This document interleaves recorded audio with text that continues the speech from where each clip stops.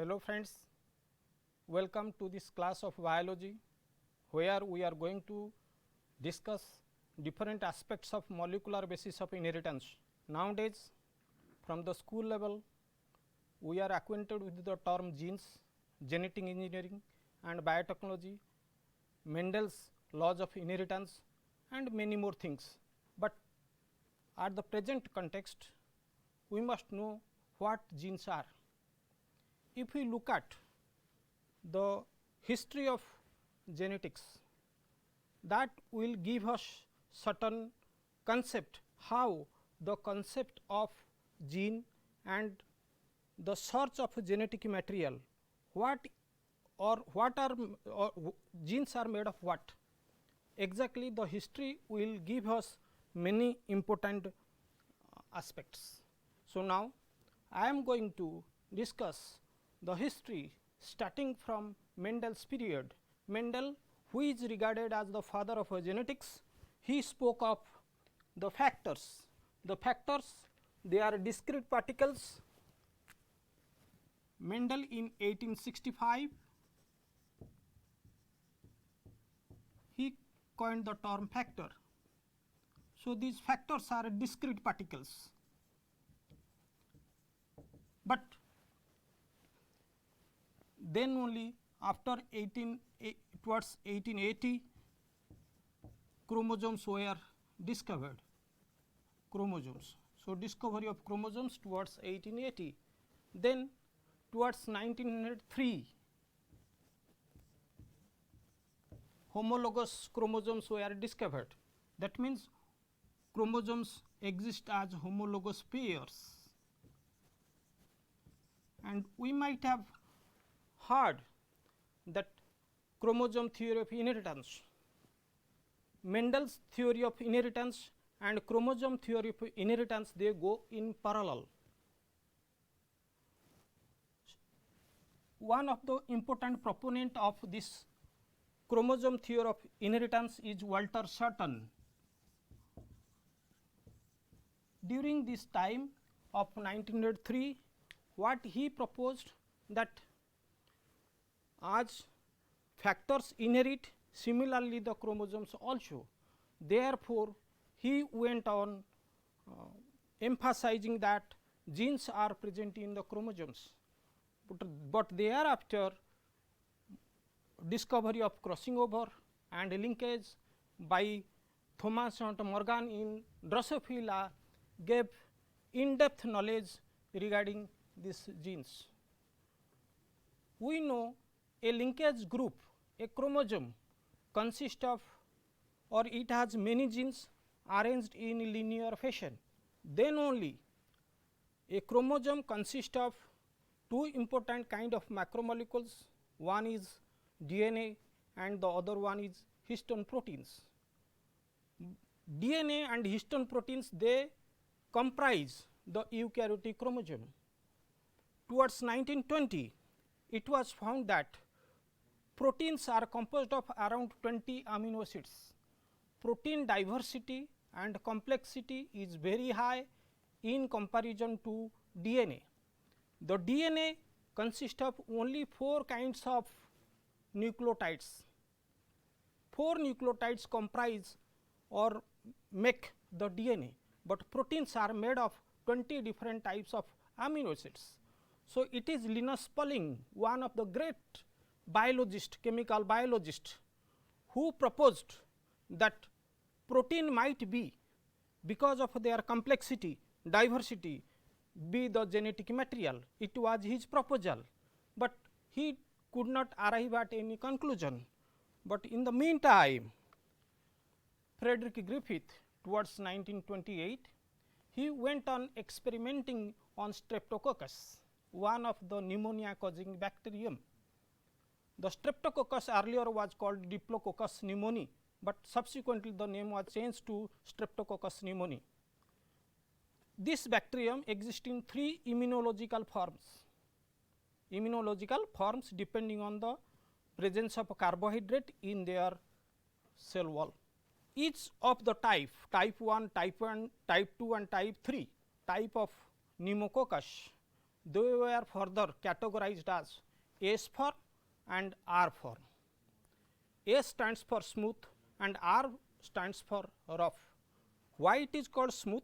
Smooth form of bacteria, they possess capsule around them, and that capsule enables that bacteria to escape phagocytosis of the host, either it is a mouse or the human being. As they escape from the phagocytic effect of the human monocytes or mouse monocytes, they cause disease and they are called as virulent. And these S form of bacteria, they form smooth edge colony. That means, when they are plated in the Petri plate, they form smooth edge, but those without the capsule, they form rough edge colony, that is why they are R type. Therefore, all the types, type 1, type 2, type 3 immunological types, they have both S and R form. One thing one must be remembering here, that every type, that means type 3 has S form as well as R form, and they are interconvertible. Next.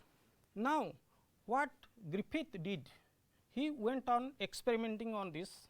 He first injected type 3S pneumococcus to the mouse, and the mouse succumbed. It was subjected to pneumonia and died. But another form, it was type 2R.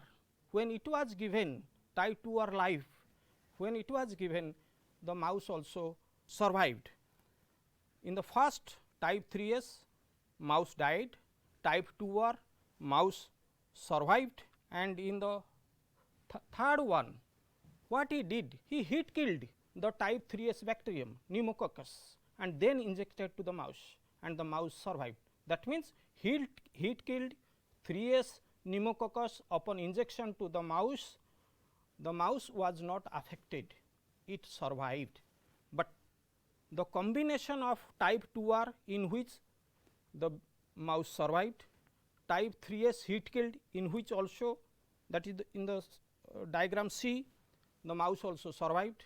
When both the combinations type 3 heat killed and live 2R were injected to the mouse simultaneously, then after some time some days it was found the mouse succumbed, it died, and from the dead body of the mouse, both live 2R and live 3S were recovered. It was a astonishing type of result.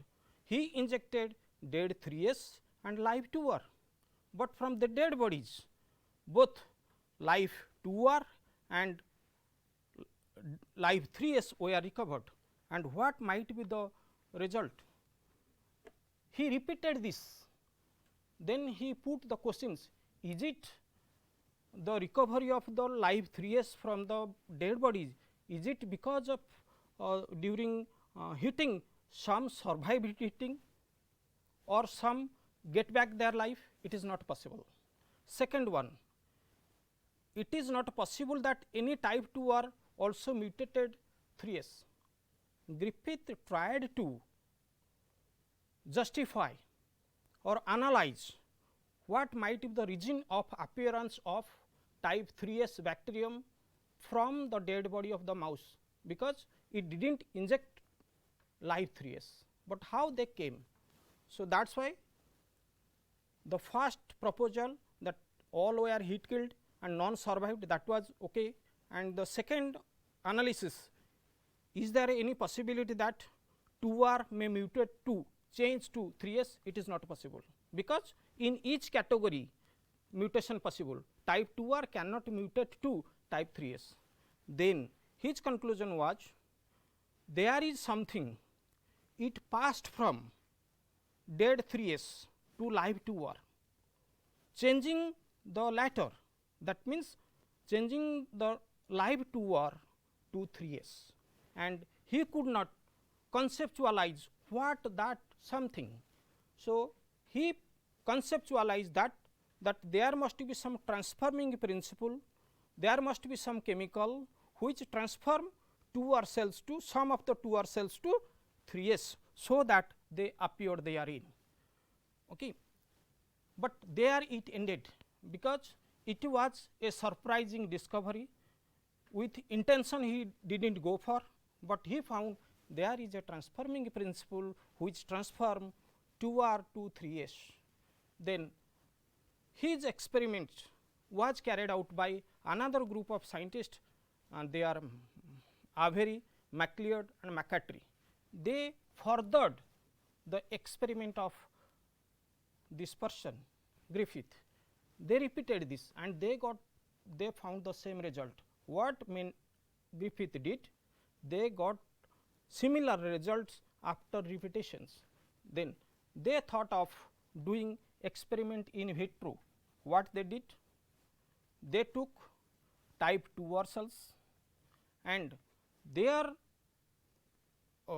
experimental setup was that they killed the 3S bacterium, extracted the DNA from that 3S bacterium.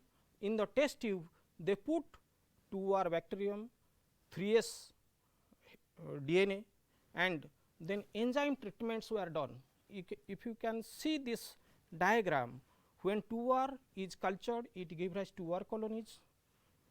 Only the extract of DNA extract of 3S, when it was put in the petri dish, no colony. In the third category, when in permutation it was given 2R plus 3S extract, DNA extract from 3S, and enzyme combinations were given. Why enzymes? Because during that time the purification of DNA was a difficult process. They thought there might be impurities with DNA of proteins or RNA or any other chemical. That is why what they did, they treated these combinations with different enzymes. When no enzyme is given, 3S colonies appeared. When RNase is given, RNase means RNA degrading enzyme. If any RNA in DNA extract is present, that would be degraded. That means, in presence of treatment of RNase, 3S colonies appeared. When DNA was given, DNA digesting enzyme, DNA hydrolyzing enzyme was given, then no colonies appeared. Trypsin, which is a protease, when it was given, 3S colonies also appeared. It was DNA which blocked the process of transformation. This proved that DNA is the transforming principle. So, now, transformation of the non-virulent 2R bacteria was blocked only if DNA was destroyed, suggesting that DNA was carrying the information required to transform the 2R to 3S. The publication of these studies by Avery, MacLeod and McCarthy that appeared in 1944, that provided the first evidence that DNA is the genetic material, but thing is they did not emphasize well, or they did not report to the scientific community it is DNA rather than protein as genetic material, but their experiment was very definitive experiment, but claim was very poor. Now, following that as their experiment was good, but claim was very low, or it was not emphatic, but after 7 years towards 1950-51, viral geneticist Horsey and Chase, they experimented on T2 bacteriophage. T2 bacteriophage, which is the bacteriophage that parasitizes the host cell E. coli, and at that time the bacteriophage are well visible under electron microscope, and electron microscope studies revealed that certain things or a big structure is remaining outside the bacterial cell and certain things are going inside. But this T2 bacteriophage is having a genetic material packaged in its head, and it is surrounded by a protein coat. And what they did, their objective was to differentially label the proteins and DNA. They know at that time it was known that proteins have a unique chemical or unique element, that is sulfur, and they labeled the protein coat with S35, and in another set they labeled the DNA with the unique element, that is phosphorus. That means, they labeled two batches of viruses, one with S35, one with P32, as a result of which they did this. So, now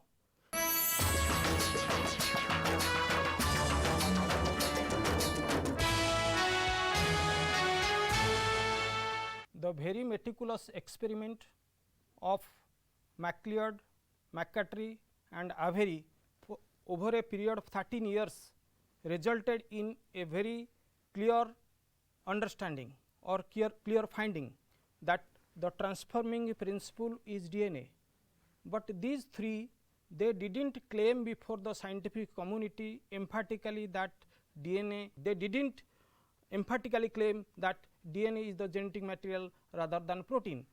Their claim was very at very low level.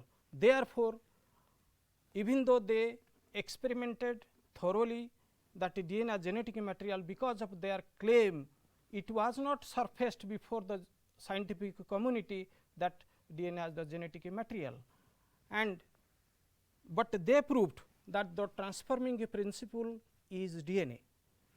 Thereafter, the small phase, bacteriophage, T2 phase, type 2 phase was taken into experiment. Horsey and Chase, two viral geneticists, they worked on this, and by that time they know this bacteriophage consists of two kinds of molecules, one is DNA, another is protein.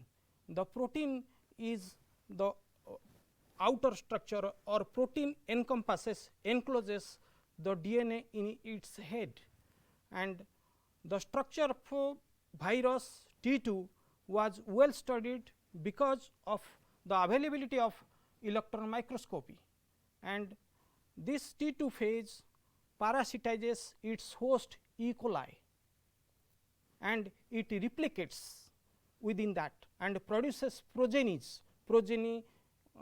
phages within a very short span of time.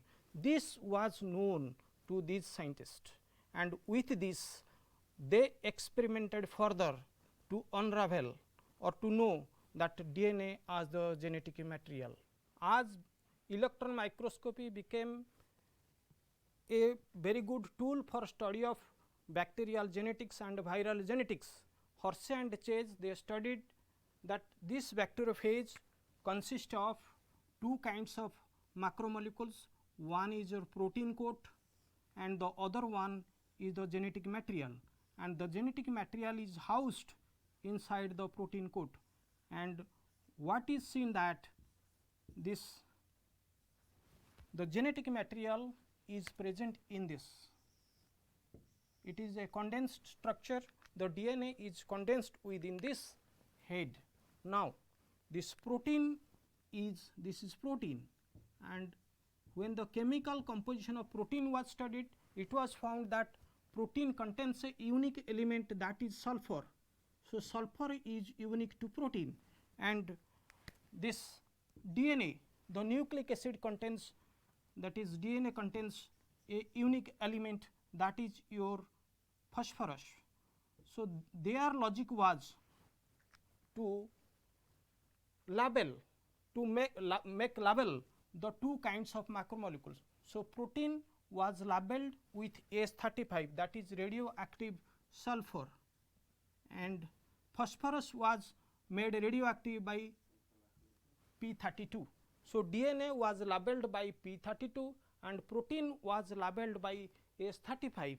So, what they did in two cultures or in two batches, they made bacteriophages labeled, one with S35, that means protein was labeled in one set, the other set the DNA was labeled with P32.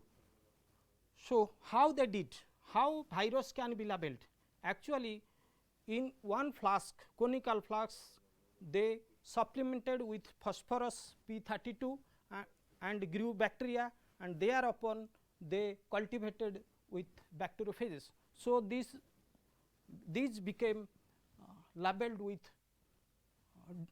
P32, but in the other one they were labeled with sulfur, and in their course of experiment what they did, they allowed these these phages to infect new bacteria, new E. coli cells, and these infected bacterial cells were subjected to shearing force, centrifugal force by whirring blender.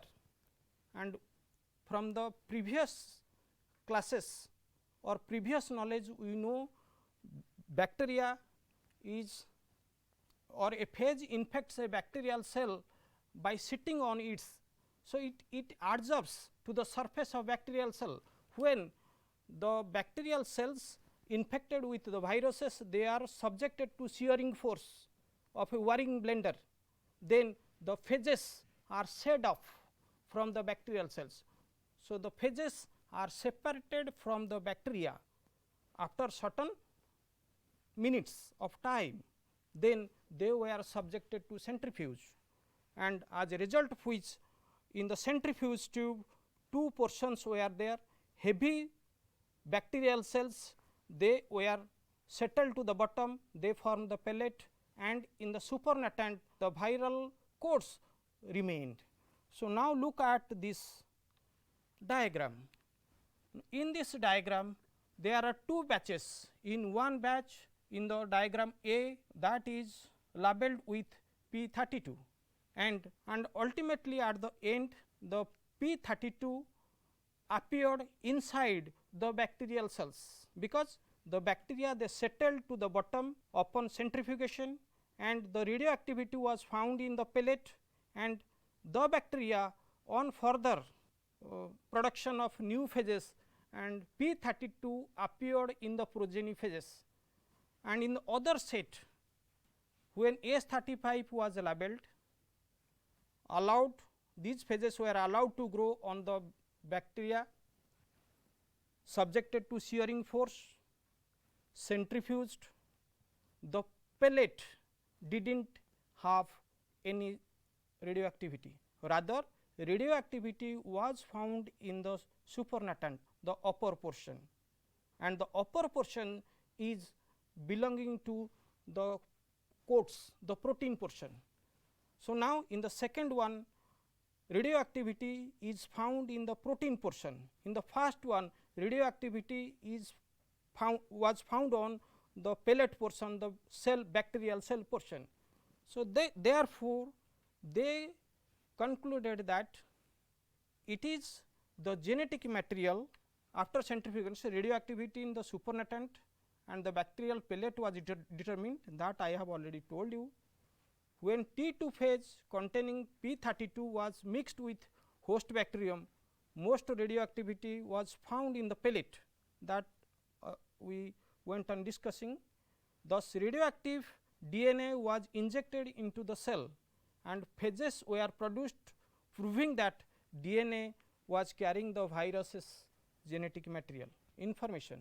In the B, when E. coli was infected with T2 phase containing S35, most of the radioactivity remained in the supernatant, because the protein coat becoming light, they were sheared off by centrifugal force and remain in the supernatant.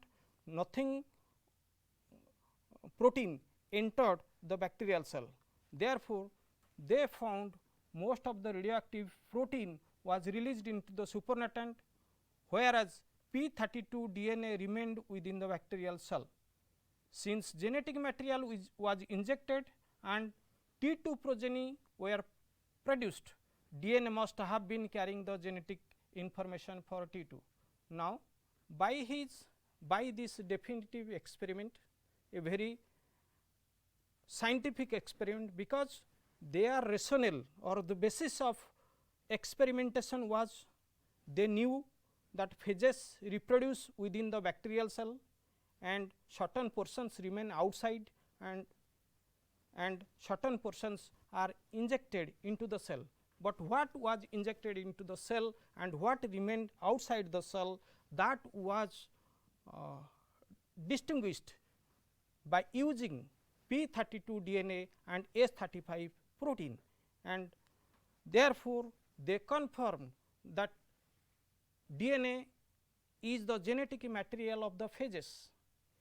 What Avery and his group could not put forth before the scientific community emphatically, that is DNA as genetic material, but the final blow was given to the thought whether protein or DNA as genetic material.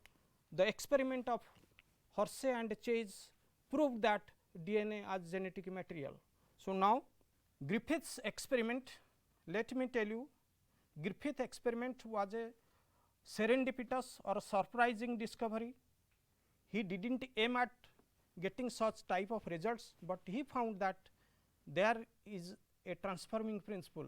Something is transformed, a chemical which enters from dead 3S cells to live 2R cells. So, that 2R cells are transformed, chemically modified, genetically modified, as a result of which this transformation occurs. And now, transformation discovered by Griffith is a very good step in transforming cells in genetic engineering. It is often used in injecting foreign DNA into bacterial cells and so also the eukaryotic cells. And the transforming principle was characterized chemically by Avery and his group. It was found to be DNA, but his low voice before the scientific community could not say that DNA is genetic material, but his experiment was wonderful, their experiment was wonderful. However, the differential radio labeling experiment, because differential radio labeling, why?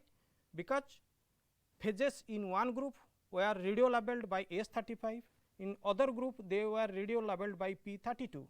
That proved DNA as genetic material. Now, let me tell you, up to this we came to know that DNA is genetic material. Whether RNA is any genetic material? Yes, we know RNA is genetic material in many cases. That is your first TMV, tobacco mosaic virus, that has RNA as genetic material. Retroviruses have RNA as genetic material.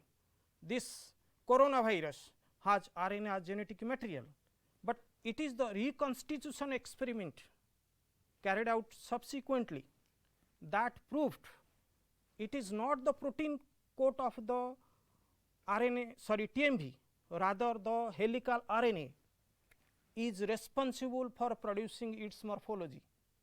That means, reconstitution experiment in TMV proved RNA as genetic material, not protein. So, these 4 sets of experiment of Griffith, of Avery, of Martha and Chase, and Franklin and Conrad prove that nucleic acids are the genetic material. Okay. All the cellular life forms in this world have DNA as genetic material. Many viruses have DNA as genetic material, only certain RNA have genetic material. I hope you people have understood this the topic search for DNA as genetic material well. This class we are going to study regarding the structure of a DNA. How the structure of a DNA double helix was discovered. This is a long journey. We know Frederick Mescher in 1869 isolated a substance called nuclein. For that he took salmon sperm nuclei, because these salmon sperm they have very big nucleus as the macrophages have. As they have very big nucleus, it is very good material for isolation of the nuclear substance, and he found that it is much rich in phosphorus, about 10% of its dry weight is phosphorus, and he named this substance as nuclein, but almost after 10 years Altman gave the name nucleic acid. But DNA in its present form, what we know, it took long years to be established. Almost after 50 years or so, Russian biochemist P. A. Levin, what he did, he studied that the DNA consists of 4 nucleotides. Two important findings of Levin found that DNA consists of 4 nucleotides, right. And another thing is that we say that is deoxyribonucleic acid.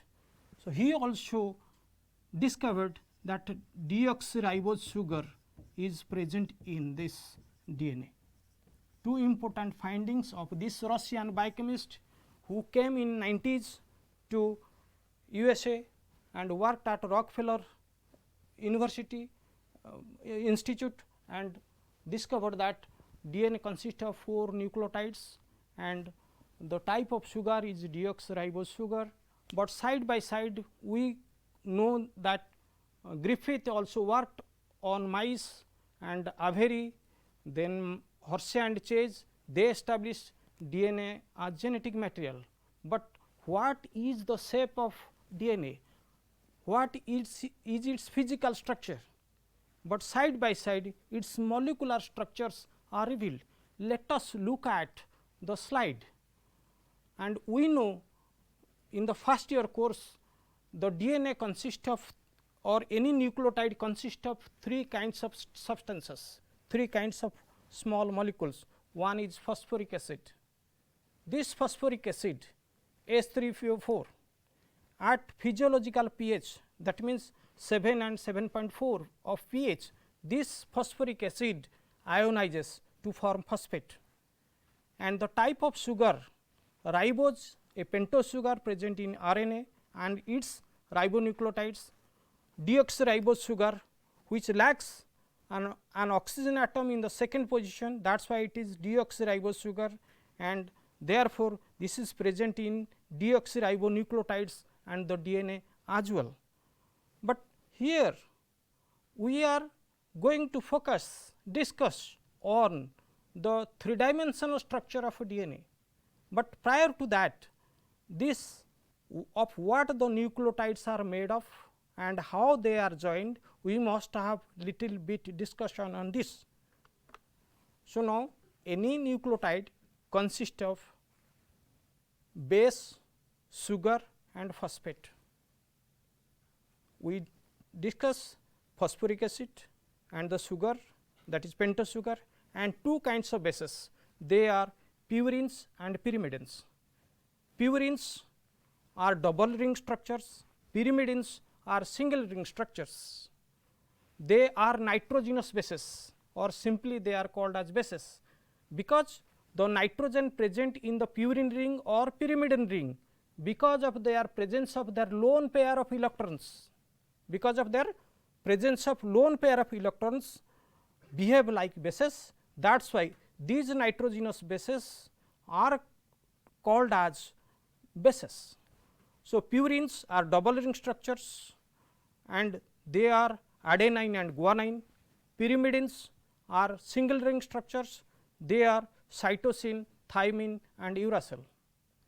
DNA has adenine, guanine, thymine and cytosine, whereas in case of RNA, thymine is replaced by uracil, this we know. Now, what would be our discussion? A base, nitrogenous base is attached to a sugar by glycosidic bond, and the sugar is attached to, or sugar with its 5' carbon linked to a phosphoric acid forming a nucleotide. Here we can say that many nucleotides are joined to form a polynucleotide. Look at this polynucleotide, and there are 1, 2, 3, 4, 5, 1, 2, 3, 4. There are 4 nucleotides, 4 nucleotides. In each nucleotide, base, for example, cytosine is attached to the sugar in its first position, but in 5th position of the sugar it is attached to a phosphoric acid. So, this gives a nucleotide. This nucleotide is linked to another nucleotide, by means of covalent bond, and as that covalent bond is formed across phosphorus, 2 ester bonds alongside. That is why it is often told that nucleotides in a polynucleotide are linked by phosphodiester linkages, and when there is a chain, when there is a polynucleotide chain, you see this, because this diagram is very important in understanding. At one end there is 5 dash phosphorus, but the other end there is 3 dash OH. So, therefore, one terminus is having 5 dash P, the other terminus is 3 dash OH. Therefore, this polynucleotide is a polar structure, polar chain, 2 termini are different, and always the arrowhead is at 3 dash OH end, because it is the growing end. We will see that during DNA replication new nucleotides are added at this 3 dash OH end. So, now after having some knowledge on a polynucleotide chain and its constituents, what are the steps in, or what are the advancements in or towards achieving the discovery of the DNA double helix. So, in that direction, the first act was that of this lady scientist, this Rosalind Franklin. She was working with Maurice Wilkins, her mentor, in King's College London. They extracted DNA in a very pure form, bombarded X-ray to that DNA crystals, and found a particular pattern, and that particular pattern is called X-ray crystallograph, and this X-ray crystallograph was first of its kind in the history of science. And from this X-ray crystallograph, it indicates many things we cannot know. Those who are specializing on X-ray crystallography and its principles, they can say what this cross mark indicates. So, now Rosalind Franklin and Maurice Wilkins, they were slow in analyzing what this crystallograph speaks, but Watson, who was well trained in X-ray crystallography, he analyzed that it is a symmetrical structure. So, as it is the crystallograph of DNA, it is a helical structure with a uniform diameter, and it is around 2 nanometer, and there is a repeating units or a helix repeats at a particular interval. So, this X-ray crystallograph gave many a clue to Watson and Crick for unraveling the structure of DNA. In addition to the X-ray crystallograph, then the two scientists, they studied also these two scientists, I want to say Watson and Crick. Watson belongs to America and he is English, Crick is an English person, but they did not go for any experiment, rather they studied the crystallograph of Maurice Wilkins and Rosalind Franklin, and subsequently they found very useful data of Erwin Chargaff, who studied the base composition of DNA, and studying different DNAs from different sources, they found that purines, the concentration, molar concentration of purines in DNA equals to that of pyrimidine. That was one wonderful finding. So, Watson thought that this Chargaff's rule, base pairing, this Chargaff's base composition would be clue in finding the structure of DNA. Therefore, these two scientists were analytical in their experiment. They analyzed data of crystallography, Erwin Chargaff's base composition, and they studied different they listened to scientists at different fora, and ultimately they came to a point to discover DNA as a double helix. Now, I want to say that Linus Pauling's contribution in this. Linus Pauling was a great molecular biologist, structural biologist. No one was comparable to him during 1950, but he suggested DNA might be a triple helix, but he could not prove. But the helical proposition of DNA helix, that also reminded Watson and Crick that DNA would be helical, and that was supported by the data of your Rosalind Franklin. But Rosalind Franklin, unfortunately, she died at the age of 37 during 1958.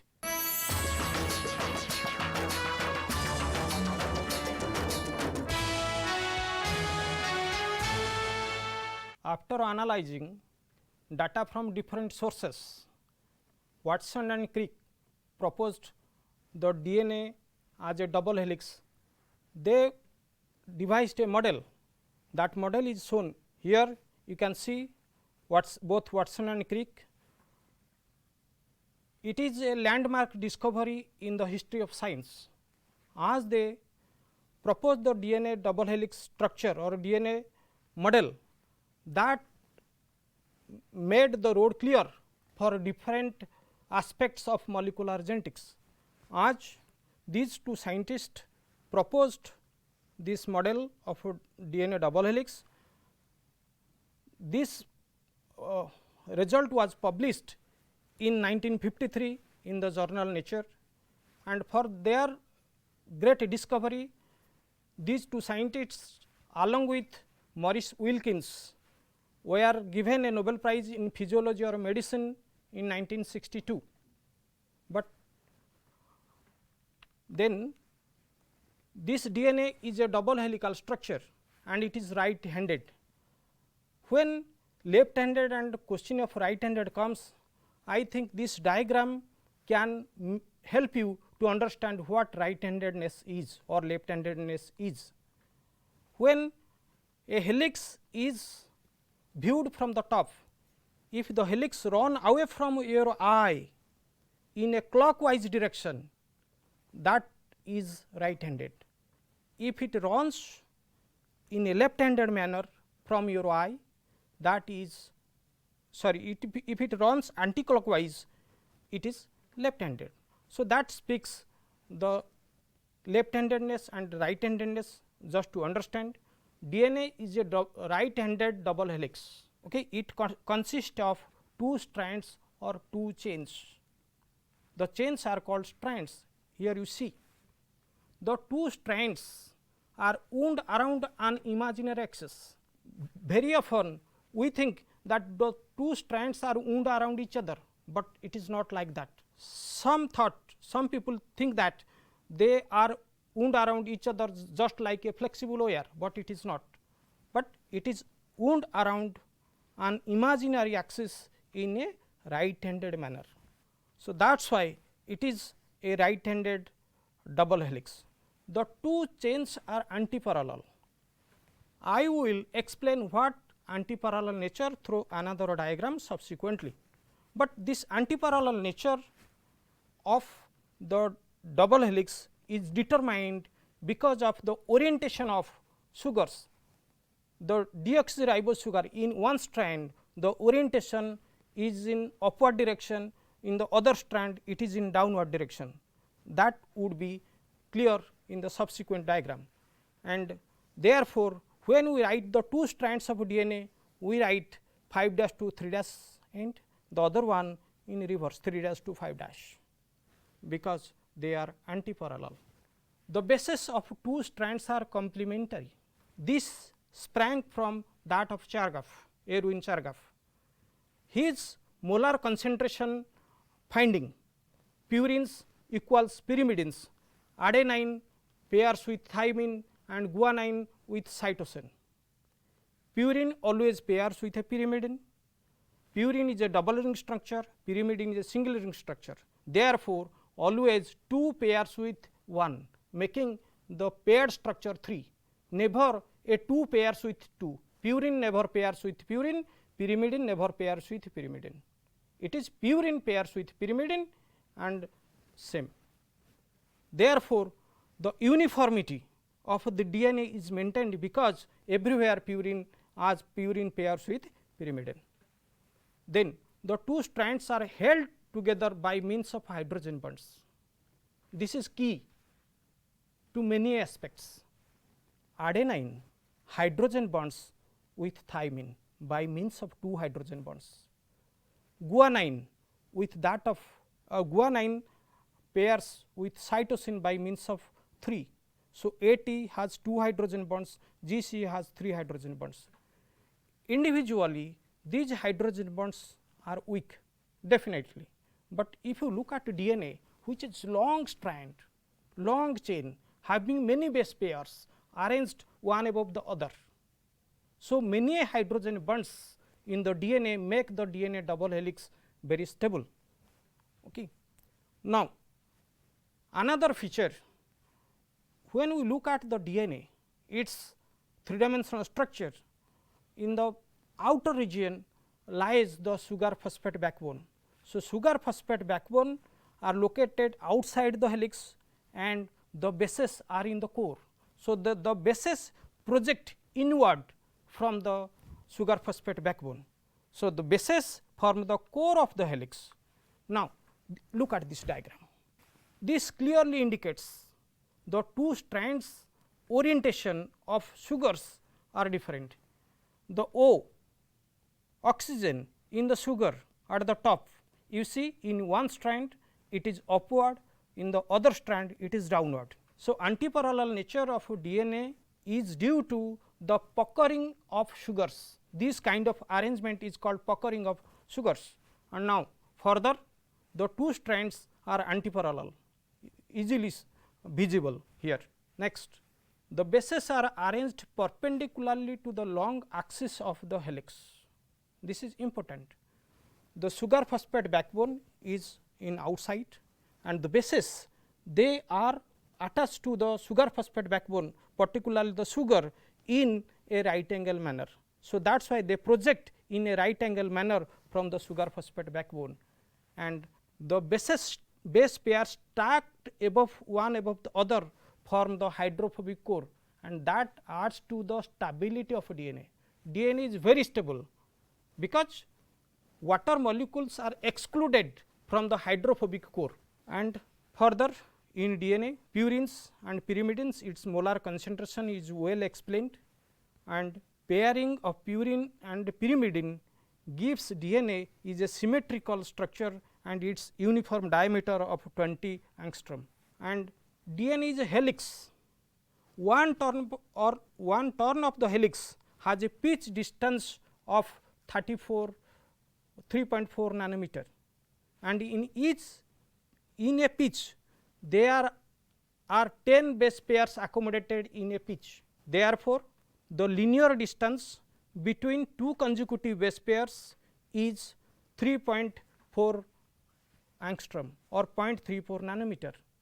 And when we say the angular distance between one base pair and another, you might have seen a staircase.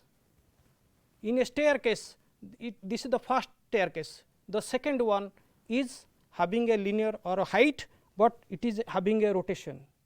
Third one is like this. Similarly, one base pair here and the second base pair is 3.4 angstrom apart in linear direction, but angular rotation is 36 degree.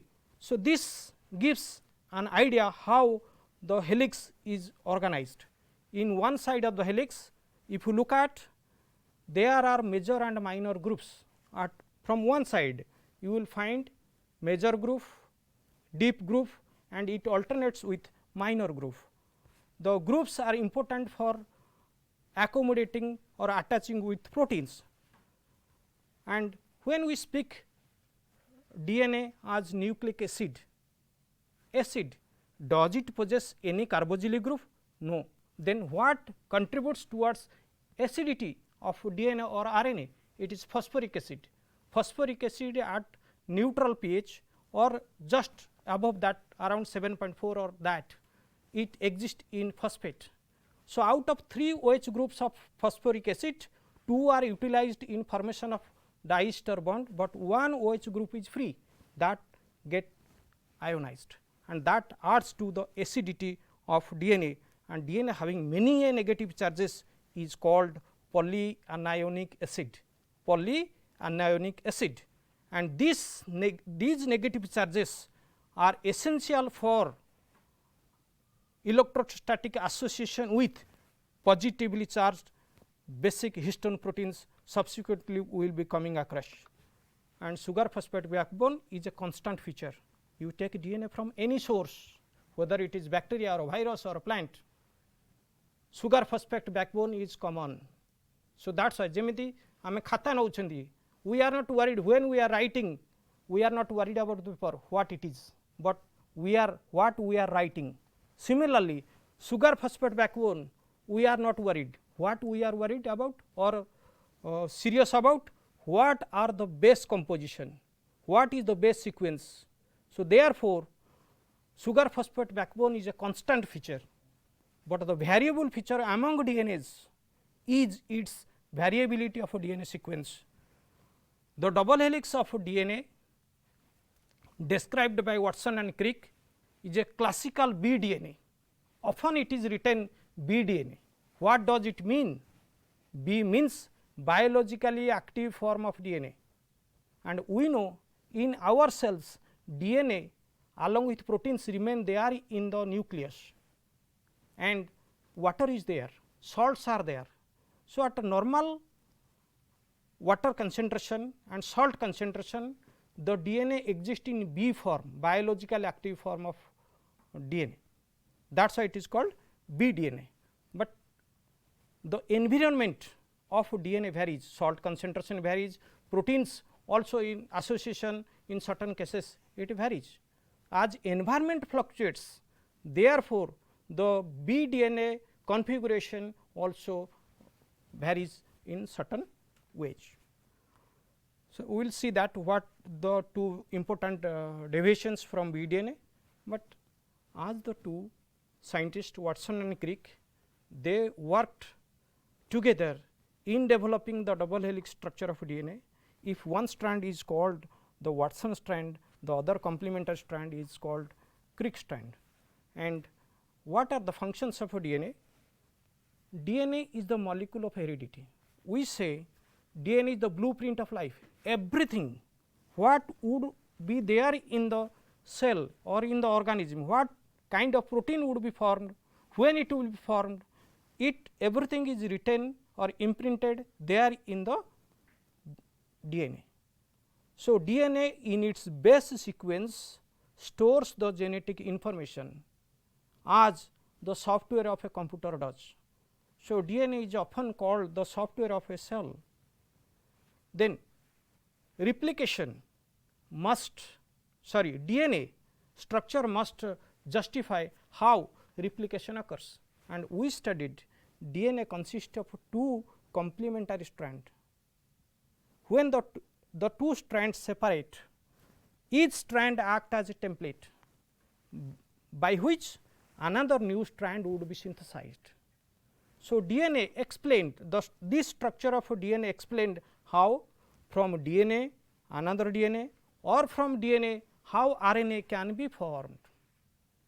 Okay. Further, expression of genetic information, DNA not only stores the information, storing information is meaningless. The information, the genetic information must be expressed. That expression is in the form of proteins.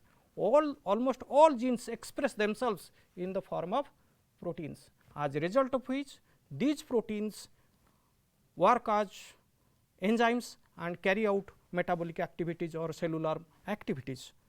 And to the end, I want to tell you just 3 kinds of DNA are there in terms of structure. The DNA we study, it is BA-DNA, which is of intermediate shape, but A-DNA which exists at higher salt concentration, it is broadest and it is right handed. So, A-DNA, B-DNA both are right handed, but Z-DNA is left handed.